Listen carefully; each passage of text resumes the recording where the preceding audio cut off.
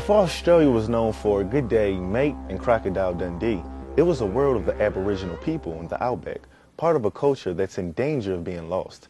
The new Prime Minister of Australia recently apologized to the Aboriginal people of Australia. But why? For something called the stolen generation. Coming up this week, we'll show you just what that means.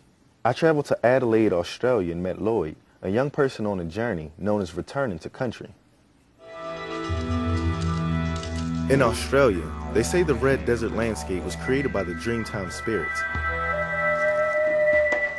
The Dreamtime stories are the ancestral tales of how this world was created, told through generations of Australia's first people, the Aboriginal people. And the ancestors of Lloyd Jones, a young Australian we met in the city of Adelaide.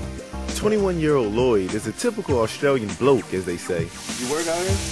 Yeah, like about 10 minutes away. To look at him, you'd never realize he is one of Australia's Aboriginal people, but he didn't know it until a few years ago. How much do you know about that side of your heritage or whatever? Not that much, because like mum didn't really know about her family till about 4 or 5 years ago. His mom, Lynn, is part of what's called the stolen generation. Stolen because from 1869 until 1969, the Australian government allowed mixed race or half-white Aboriginal children to be taken from their families and placed in homes across the country. They were given new clothes and taught to speak English instead of their native languages.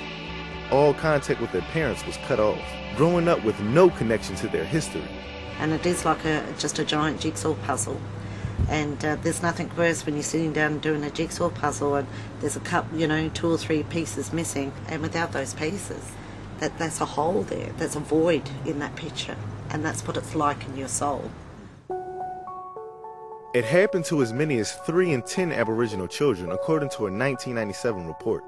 The report found that the children suffered from traumas like brutality and abuse.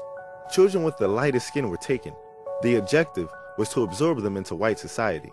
Mixed-race children were being removed at a very significant level and taken out of their communities, removed from their families, often against the will of their parents. But the significant thing that happened to all of them was that they were removed from the speaking of their languages and their close association with their parents.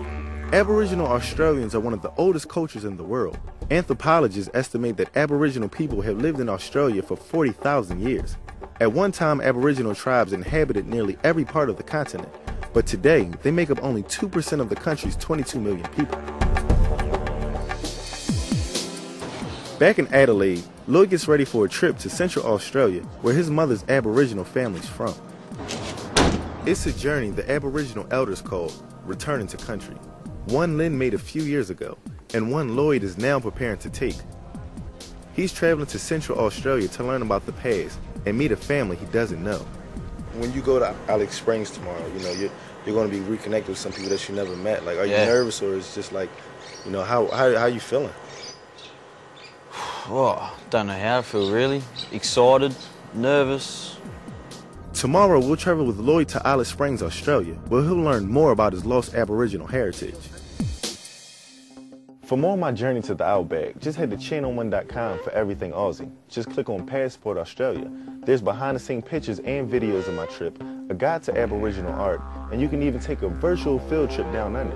Check it out.